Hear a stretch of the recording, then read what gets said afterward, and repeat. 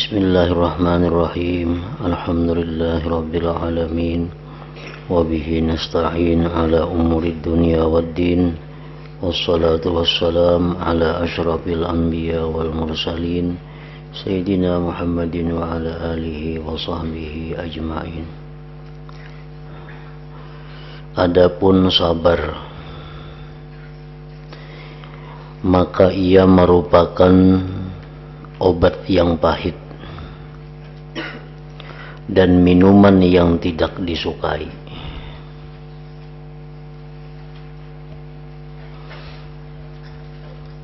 Sebagaimana sabar itu maknanya adalah pahit pada logat, tetapi sabar yang pahit tadi mengandung barakah dan menarik setiap manfaat, serta menolak segala mudarat dari diri engkau. Apabila obat adalah begini sifatnya, maka manusia yang berakal pasti mau memaksa nafsunya untuk meminumnya, menelannya, serta menahankan kepahitannya. Baunya yang menyengat dan berkata, pahit sejenak berarti nyaman setahun. Jadi sabar ini adalah laksana obat yang pahit, namun di dalamnya banyak berkah, banyak manfaat, kesembuhan. Nah, orang yang berakal pasti tidak ada masalah dengan sesuatu yang pahit itu apabila membawa kepada kesehatan, membawa kepada kenyamanan. Nah, lain halnya dengan orang yang tidak berakal, seperti kanak-kanak. Nah, kanak-kanak tuh paling sulit diminumi obat yang pahit karena inya kada mengerti. Nah, jadi anak-anak itu orang yang belum berakal. Wajar mereka kada mengerti bahwa nang pahit itu akan membawa manfaat.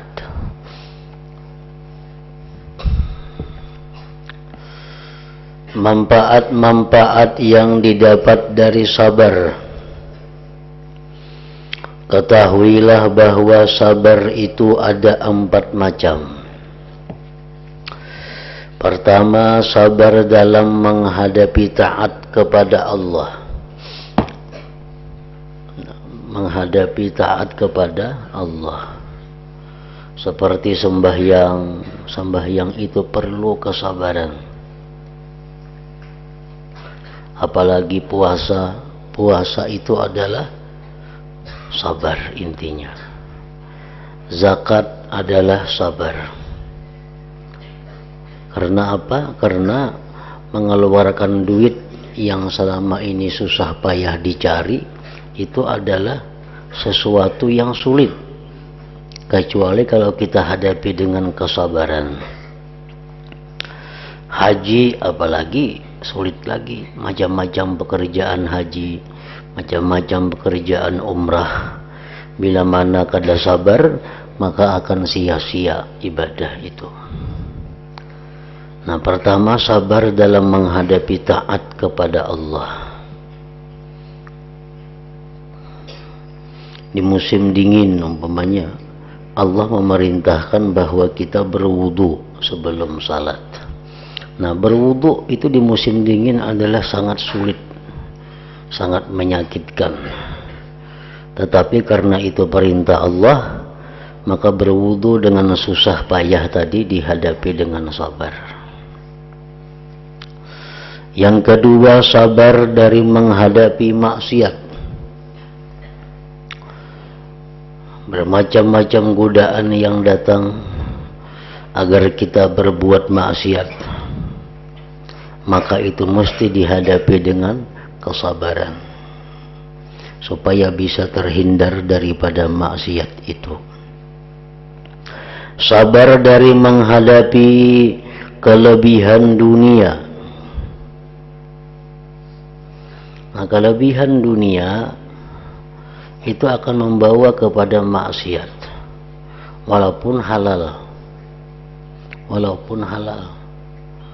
Orang yang kebanyakan berisi duit, orang kebanyakan berisi emas, kebanyakan berisi macam-macam kabun, kebanyakan berisi ternak, padahal asalnya halal aja. Tapi karena kebanyakan itu berisi, lalu akhirnya membawa kepada maksiat. Kenapa? Sebabnya karena harta benda yang diberikan Allah itu adalah merupakan sesuatu yang dititipkan kepada kita, dan kita mengetahui bahwa harta itu ada masing-masing punya hak di situ. Orang yang miskin, orang yang susah, dia ada punya hak pada harta kita yang banyak. Nah, jadi dalam menghadapi kelebihan dunia itu diperlukan juga kesabaran. Karena kalau kada sabar, maka kelebihan dunia itu akan membawa kepada maksiat juga. Dan sabar dalam menghadapi cobaan dan bencana. Nah, sakit umpamanya, kehilangan, dapat musibah. Nah, jadi sabar tadi terbagi kepada 4 macam itu.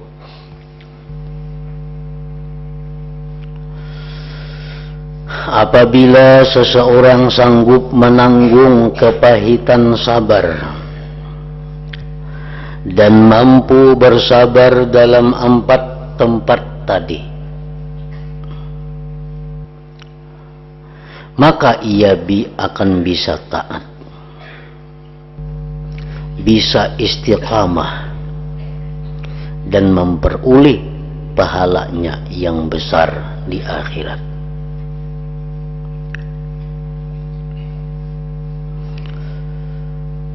Nah, orang yang istiqamah apalagi memerlukan kesabaran lebih daripada sekedar orang yang melakukan taat.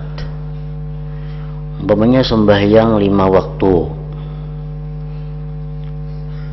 itu kita dengan sabar melaksanakannya sehingga terlaksana 5 kali sehari. Itu pun sudah dianggap sangat sulit bagi sebagian orang. Nah, lebih sulit lagi mengistiqamahkannya pada waktu-waktu tertentu. Misal kita hendak bahwa sembahyang itu di awal waktu dan berjamaah. Nah, supaya kawat tiap hari demikian sembahyang di awal waktu berjamaah, di awal waktu berjamaah, itu memerlukan kesabaran yang luar biasa.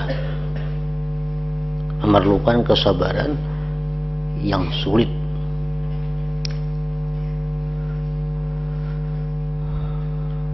Jadi untuk satu taat diperlukan kesabaran, apalagi untuk istiqamah dalam taat itu lebih lagi diperlukan kesabaran. Nah, bila mana kita mampu bersabar dalam 4 keadaan tadi, maka kita bisa mendapatkan taat, bisa istiqamah, memperoleh pahala yang besar di akhirat. Kemudian juga tidak mudah terjerumus ke dalam maksiat dan bencana maksiat di dunia serta yang mengikutinya di akhirat. Tidak pula dicoba dengan mencari dunia dan apa yang menjadi rangkaiannya, yaitu sibuk bekerja di dunia serta menanggung apa yang mengikutinya di akhirat. Lalu tidak pula digugurkan pahala amal yang ada hubungannya dengan cobaan dari Allah.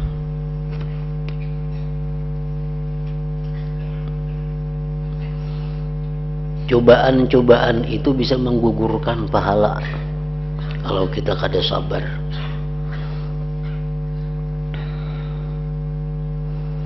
Bila mana kita sabar, maka pahala-pahala yang sudah disimpan itu bisa selamat sampai kita di akhirat. sehingga bisa berhasil mendapat izin. Sebab sabar dalam taat dan tingkatan-tingkatannya yang mulia, pahalanya serta takwa, zuhud, ganti dan ganjaran dari Allah, ganjaran besar dari Allah Subhanahu wa taala. Perincian pahala itu merupakan suatu perkara yang tidak seorang pun mengetahui kecuali Allah taala. Pahala sabar ini hanya Allah yang mengetahui berapa kali lipat ganda. Contohnya, orang yang tidak sabar itu bisa menggugurkan ibadah nang dahulu-dahulu. Orang ini berduit, lalu inya tiap hari bersedekah, nya sugih, saban hari bersedekah 100.000, saban hari 100.000 bersedekah, sebulan 3 juta, bertahun-tahun inya sugih tadi bersedekah tiap hari 100.000, sehingga mun dihitung dah sedekahnya itu miliaran jumlahnya, miliaran. Lalu si kaya yang sosial ini suatu saat dia dapat musibah, musibahnya menghabiskan seluruh hartanya, hartanya habis. Nah, ini perlu kesabaran, karena kalau kada sabar bisa menghabiskan harta dan pahala yang telah dilakukan bertahun-tahun lalu. Jadi ini dapat musibah ini habis hartanya, lalu tak pikir, dahulu aku simbanyakan sosial benhari 100.000 bermiliar-miliar dahulu aku. Ajakannya kada aku beriakan dahulu tuh selamat aku kada bangkrut macam ini. Nah, timbul ada semacam satu penyesalan terhadap sedekah yang telah lalu itu. Nah, karena kada sabar, lalu inya menyesali perbuatan baik yang telah lalu, maka penyesalan itu akhirnya menggugurkan pahala. Dan salah satu yang menggugurkan pahala adalah an-nadam ala fi'lih, menyesal memperbuatnya.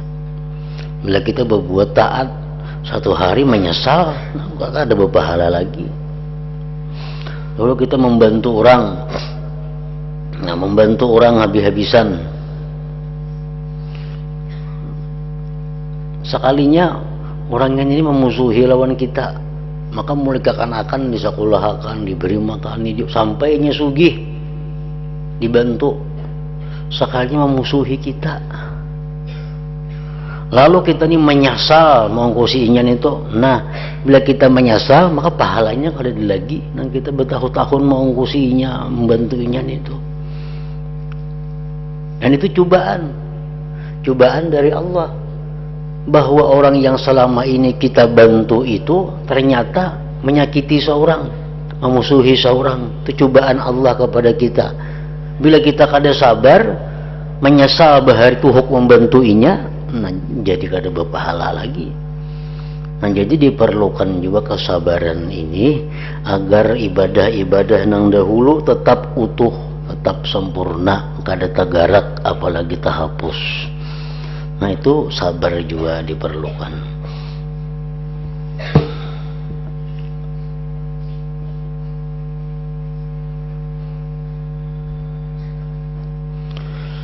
Adapun menolak kemudaratan, maka pertama kali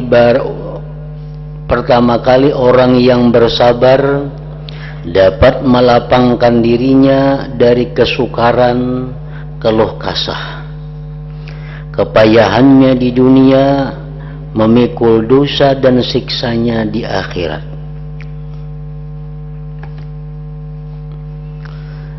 Jika orang itu tidak mampu bersabar dan menempuh jalan keluh kasah, maka ia pasti kehilangan segala manfaat dan mengalami berbagai kemudaratan karena ia tidak bersabar menghadapi kepayahan taat itu. Nah, orang yang kada sabar dapat musibah umpamanya dubul, dunia akhirat sakit.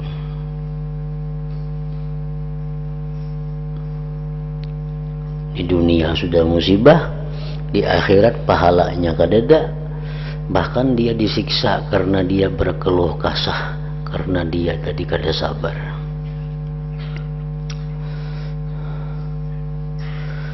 Jadi ia tidak mau melakukan taat dan tidak bersabar untuk menjaga taat, sehingga menyebabkan ia menggugurkan taat.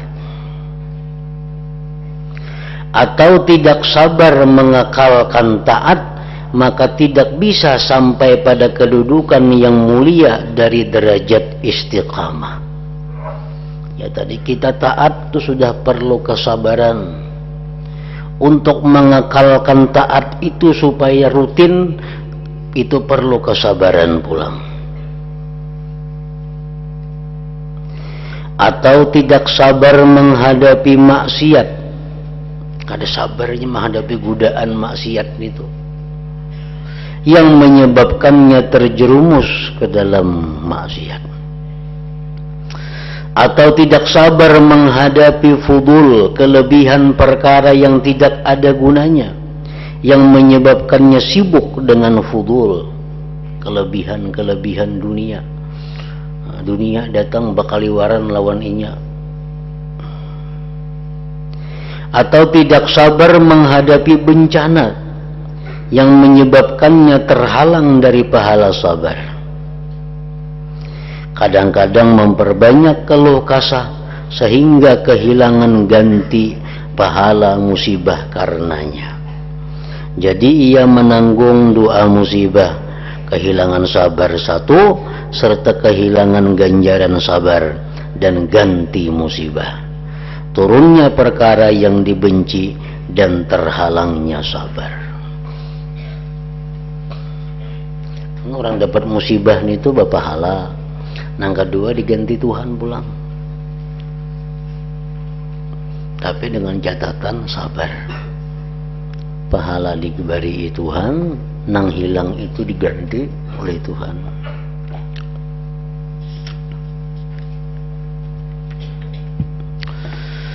Sungguh sebagian ulama berkata terhalangnya sabar menghadapi musibah itu lebih sakit daripada musibah itu sendiri. Artinya kita kada sabar menghadapi musibah itu lebih berat daripada musibah itu sendiri. Lalu apa faedah sesuatu yang menghilangkan perkara yang telah berhasil wujud dan tidak dapat mengembalikan apa yang sudah hilang kepada engkau? Napa untungnya mun kita kada sabar itu? Mun kita kada sabar, napa untungnya? Nang hilang tetap hilang.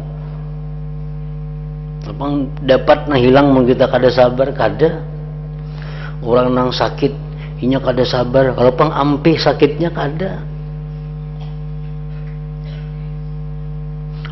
Nah, jadi pahala yang sudah didapat pun hilang karena ketiadaan sabar tadi. Karena itu bersungguh-sungguhlah apabila engkau keluputan salah satunya, jangan sampai yang satunya lagi terlepas. Kalau sudah kehilangan semacam, nah cukup semacam itu aja, hadapi dengan sabar supaya jangan kedua-duanya hilang. Amun kada sabar nang ada hilang, pahala hilang.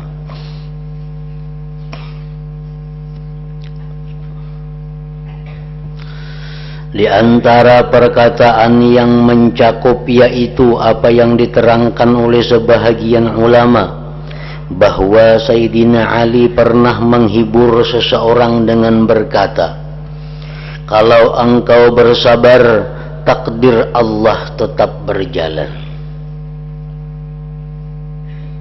tetapi engkau memperoleh ganjaran. Dan kalau engkau berkeluh kesah, takdir Allah tetap berlaku, tetapi engkau menanggung dosa. Dasar kita lagi hendak napa yang didapat? Sesuatu nang kada nyaman, sesuatu nang menyakitkan, itu pasti ada di dalam dunia ini.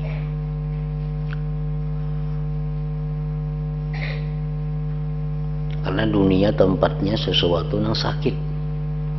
Kadakawa orang di dalam dunia ini hendak nyaman, ngarannya gin dunia. Orang sugih, orang nang berisi jabatan tinggi, hatta orang nabi, wali, apapun dalam dunia ini kadang dapat nang nyaman terus.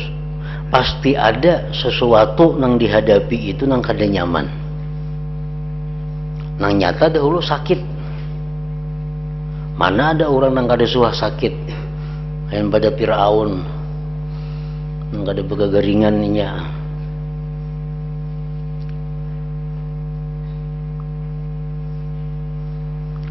Nah, jadi keadaan manusia dalam dunia sudah demikian.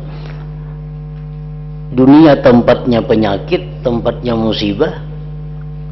Nah, kita hidup di dalam dunia ini mesti bermodal ngarannya sabar itu. Mau kada mau. Setiap ada di dalam dunia ini kenikmatan, di belakangnya itu ada penyakitnya, ada bahayanya. Itulah dunia. Lain surga. Surga itu kenikmatan murni, kenikmatan, kada ada ipik sampingnya. Dalam dunia kita makan nang manis-manis, nang bergula-gula, salih semaan kada ingatan. Katuju makan nang pada-padas nyaman, kayaknya mah jantamnya. Nah, lain di surga. Nah, apa aja yang dimakan nang nyaman sebanyak-banyaknya kada ada ipik samping. Jadi dunia ini memang demikian diciptakan Allah. Allah memberikan kita ilmu supaya kita bersabar menghadapi demikian itu. Nah, perkataan para ulama, talabur raha fid dunya muhalun.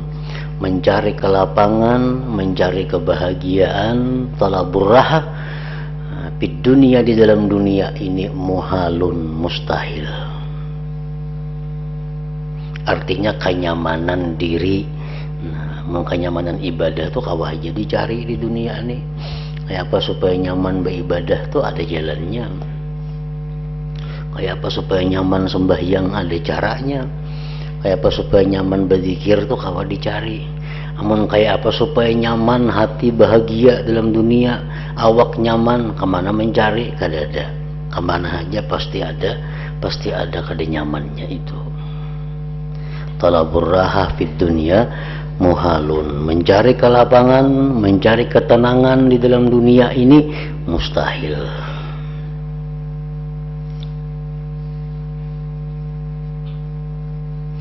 Nah, jadi sabar ini artinya sesuatu yang sangat penting untuk menghadapi keadaan dunia supaya kita selamat, jangan sampai disiksa, supaya kita dapat pahala yang besar. Itu adalah sabar.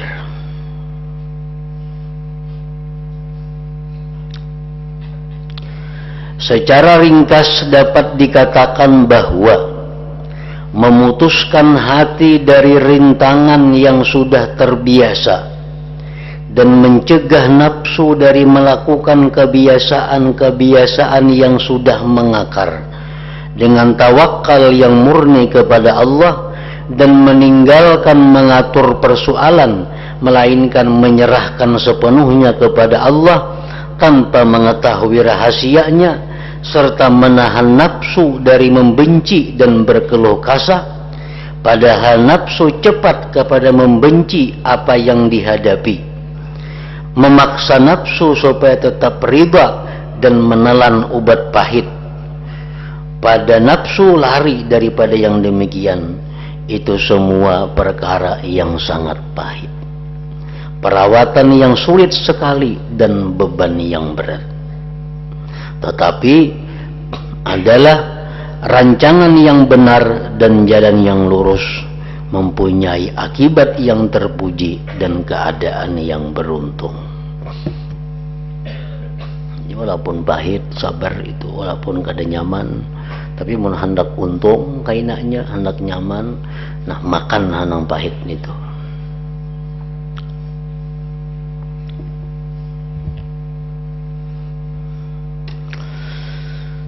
Coba bagaimanakah pendapat engkau mengenai orang tua kuitan, abah mama kaya yang balas kasih kepada anaknya. Abah mama ini sugih dan sayang lawan anaknya. Apabila orang tua itu tidak memperbolehkan anaknya yang dikasihi itu makan kurma atau apel karena mata anak itu sakit, dan menyerahkannya kepada guru yang keras demi kebaikan si anak, yang menahan anak itu sepanjang hari di dekatnya sampai bosan, orang tua itu juga membawa anaknya ke tukang bakam untuk dibakam, sehingga si anak merasa sakit dan gelisah. Apakah orang tua yang bertindak semacam ini karena pelitnya? Bagaimana engkau dapat menyebutnya pelit padahal ia memberi kelapangan sosial kepada orang lain? Ataukah karena ia ingin menghinakan anaknya, sedangkan orang tua itu selalu menyimpan harta yang sudah berada di tangannya untuk keperluan anaknya? Ataukah orang tua itu mempunyai maksud hendak memayahkan anak dan menyakitinya karena membencinya, padahal anak itu merupakan pendingin matanya dan buah hatinya? Seandainya anak itu ditiup angin kencang sedikit, orang tua tentu merasa keberatan. Semua itu tidak benar. Kita besi kuitan nang sugih, besi kuitan nang sayang luar biasa kepada kita. Tahu-tahu kuitan tadi melarang, "Cam jangan makan ini, cam jangan makan ini." Kalau kuitan kita nang sugih nang penyayangan tadi pulang menyerahkan kita kepada guru nang kejam, dan didiamakan di rumah guru nang gubuk itu. Ada rumah seorang kayak istana. Nah, apakah kuitan itu pemalarkah? Tiap pemberian halawan orang-orang. Kemudian pulang si anak diserahkan kepada tukang bakam, dibakam. Si anak menderita kesakitan. Apakah kuitan ini kada sayang kalawan anak? Padahal anak itu adalah pendingin hatinya. Nah, alasan yang benar tepat ialah orang tua tersebut mempunyai pendapat bahwa kebaikan anak bisa dicapai dengan menyerahkannya kepada guru dan dibekam. Sedikit kesulitan dan sakit sebentar itu bisa menyampaikan si anak kepada kesenangan yang banyak, manfaat yang besar. Nah, itu nang bujur. Kuitan tadi bukan pemalar menangati kita ini itu. Kuitan kita bukan kada sayang menyuruh kita begana di rumah guru nangka itu nang kejam. Kuitan itu bukan kada sayang sidin membawa kita ke tukang bakam untuk dibakam. Nah, semua itu sidin lakukan adalah karena sayang. Karena sidin melihat bahwa nang sakit-sakit satu mat ini akan membawa kebahagiaan dan kelapangan yang selama-lamanya bagi si anak.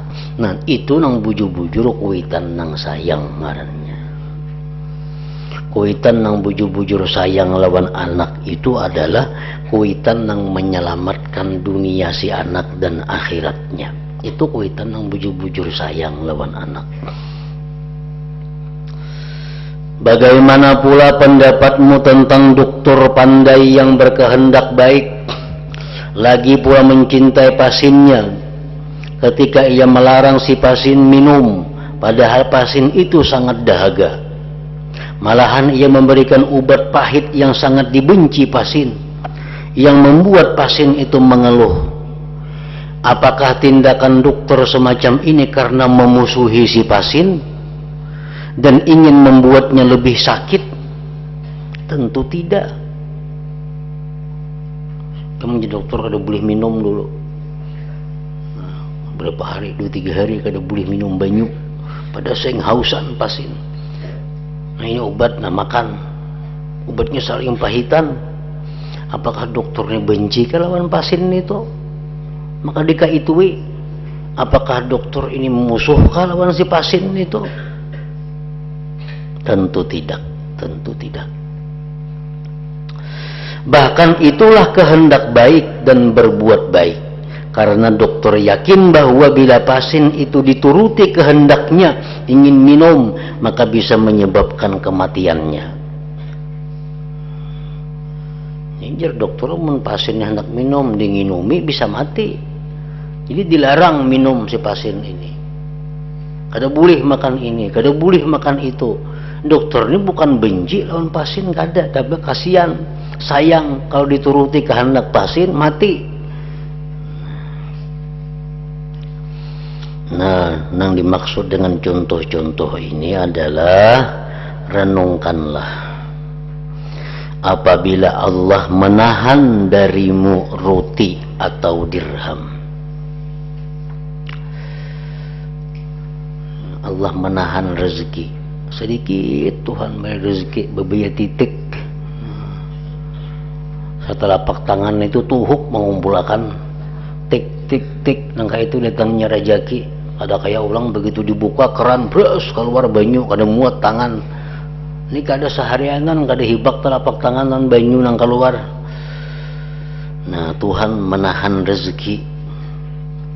Renungkanlah apabila Allah menahan darimu roti atau dirham, engkau akan tahu dengan yakin bahwa Allah Ta'ala menguasai apa yang engkau kehendaki dan kuasa mendatangkan apa yang engkau inginkan. Tidak ada yang tersembunyi bagi Allah. Allah tidak fakir, Allah tidak lemah, Allah tidak pelit. Allah maha tinggi dan maha suci dari semua itu. Allah adalah zat yang paling kaya di antara yang mengaku kaya. Allah adalah zat yang paling kuasa di antara yang mengaku kuasa. Allah mengetahui daripada orang yang mengetahui. Allah lebih pemurah dibanding orang yang mengaku pemurah. Nah, jadi kalau begitu engkau mengetahui dengan sebenarnya bahwa kalau Allah mencegah rezeki dari engkau itu adalah karena Dia berkehendak baik dan sudah menjadi pilihannya. Tuhan tuh irit rezeki lawan kita, bukan Tuhan pamalar, kada. Bukan Tuhan tuh kada sayang, kada. Tapi Tuhan tahu. Amun ke Tuhan ini kuluruk rezeki, ini bahaya, bisa lupa diri orang ini. Nangkain aja sudah kata pipa ibadah aja Tuhan ini, amunnya diluruk makinnya ayahnya kata pipa ibadah lagi. Nah, demikian kalau Tuhan tuh sayang kepada manusia, sayang kepada seseorang. Tapi mun Tuhan kada sayang, yang lain kisahnya. Dilanjurnya oleh Tuhan, dilanjur. Nah, kalau Tuhan sayang kepada seorang hamba mesti demikian. Ya tadi, disedekiti Tuhan rezeki, awak disakitakan Tuhan. Ya Tuhan ini yang menyasihat terus kada ingat lawan aku. Nang garing aja tapi ingat apalagi sihat. Nah, ini digaringakan Tuhan, diberi Tuhan rezeki yang sedikit. Nah, itu kalau Tuhan sayang.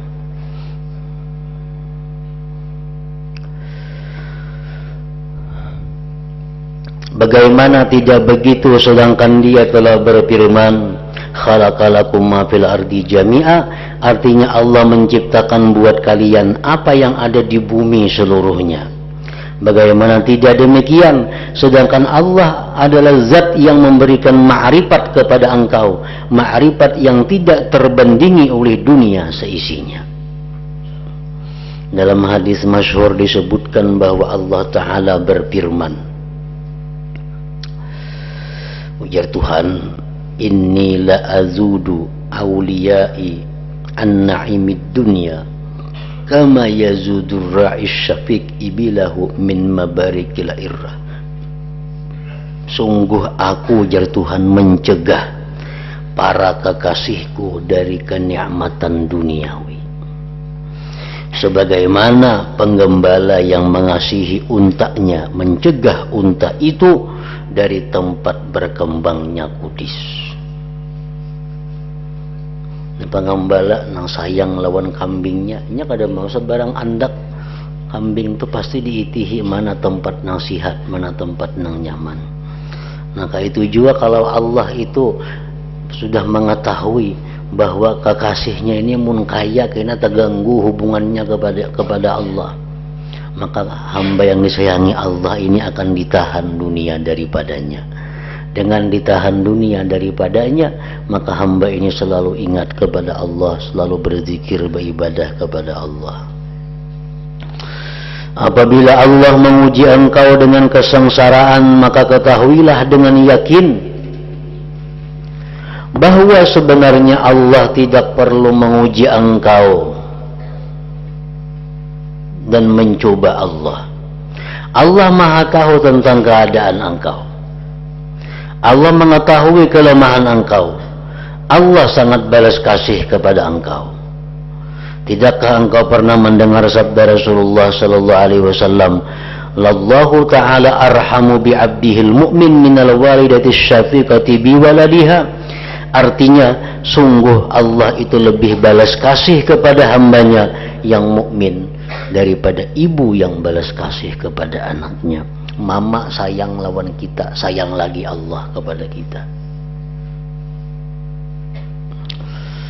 Nah, apabila engkau telah mengerti apa yang kuterangkan ini, engkau tentu tahu bahwa Allah menurunkan perkara yang tidak engkau senangi itu hanya untuk membaguskan diri engkau.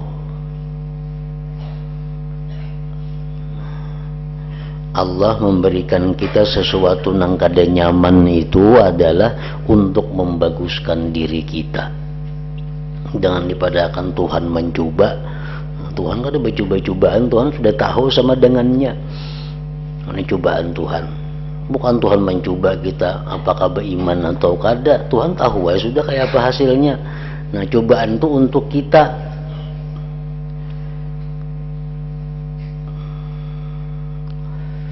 Hanyalah untuk membaguskan diri engkau, tetapi engkau tidak mengetahuinya. Nah, sekarang sudah tahu bahwa apapun yang kada nyaman yang diberikan kepada kita itu adalah untuk kebaikan kita. Sedangkan Allah Maha tahu tentang hal itu. Karena arti semacam ini, engkau dapat melihat bahwa Allah banyak memberikan bala cobaan kepada kekasihnya dan orang pilihannya yang merupakan hamba-hamba yang mulia. Ada yang diberi Tuhan cobaan dirinya, ada yang diberi Tuhan cobaan pada hartanya, ada yang diberi Tuhan cobaan pada keluarganya. Itu kekasih-kekasih Allah pasti ada mendapat cobaan seperti itu. Karena arti semacam ini, engkau dapat melihat bahwa Allah banyak memberikan bala cobaan kepada kekasihnya dan orang pilihannya yang merupakan hamba-hamba yang mulia. Jadi bila awak kada pina sakitan, awak pina kada da uyu, rajaki pina lancar, dalam rumah tangga pina kada ada masalah, padahal beribadah kaitu aja lawan Tuhan. Nah, ini orang mestinya takut kepada Allah.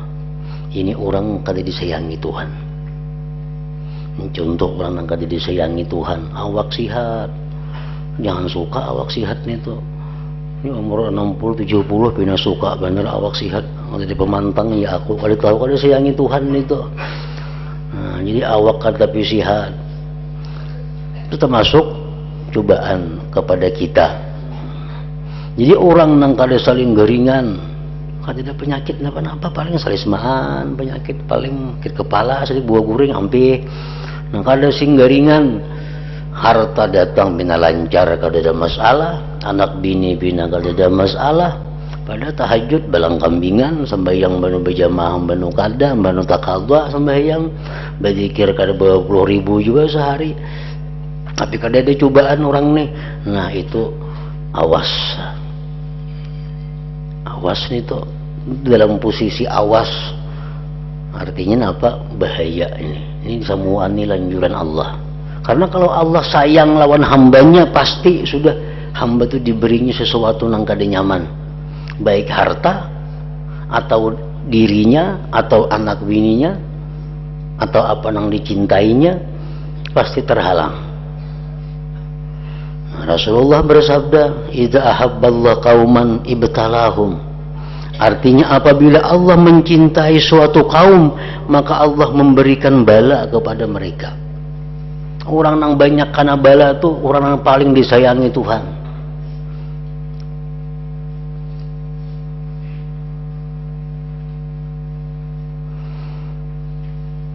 Apabila Allah mencintai suatu kaum, maka Allah memberikan bala kepada mereka.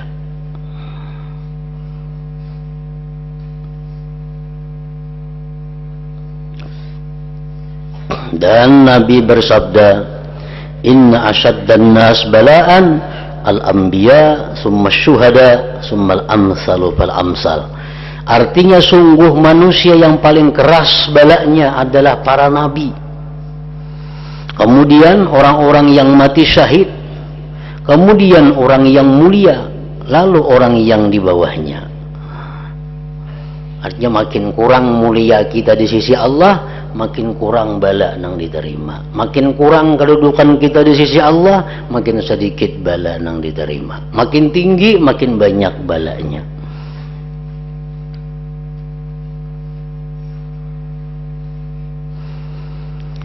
Jadi apabila engkau melihat Allah menahan dunia dari engkau, atau memperbanyak kesusahan dan bala kepada engkau, maka ketahuilah bahwa engkau adalah seorang yang mulia di sisi Allah. Seorang yang mulia di sisi Allah.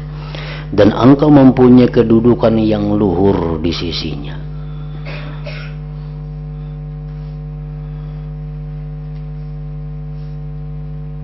Orang-orang kita berhindar lawan Tuhan daripada bala. Namun orang-orang wali, Allahumma zidni bala'a, ya Allah tambahi lagi bala itu lawan aku. Nah, apa orang untuk mengejar kedudukan tinggi di sisi Allah Ta'ala.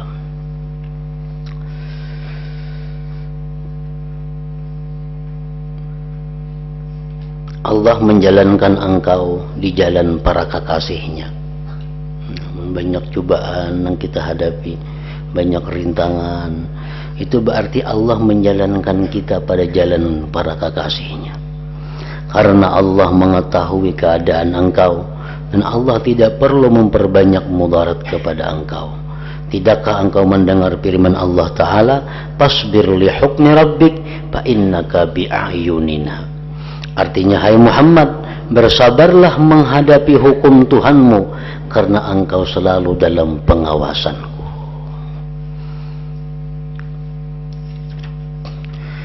Tetapi ketahuilah anugerah Allah yang diberikan kepada engkau mengenai apa yang dijaga oleh Allah, yaitu apa yang membaguskan diri engkau. Allah juga banyak memberikan ganjaran kepada engkau, menempatkan engkau di tempat orang-orang yang baik dan mulia di sisi Allah. Betapa banyak kesudahan yang terpuji dan karunia yang mulia. Semoga Allah memberikan taufik dan anugerahnya kepada kita semua. Amin ya rabbal alamin. Nah, kemudian pasal ila hadratin Nabi sallallahu alaihi wasallam al-Fatihah.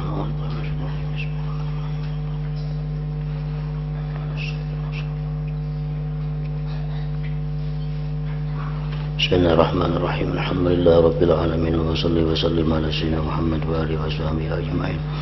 Allahumma ighfir lana ma akhta'na wa ma ta'ammadna wa ma asrarna wa ma a'lanna wa ma asrafna wa ma anta a'lamu bihi minna, antal muqaddim antal muakhir, la ilaha illa anta. Allahumma nafa'na bima 'allamtana wa 'allimna ma yanfa'una wa zidna fahman wa ilman wa amalan wa hudan wa tawfiqa bi rahmatika ya arhamar rahimin. Sallallahu alaihi wasallam Muhammad wa alihi wa sallam. Alhamdulillah.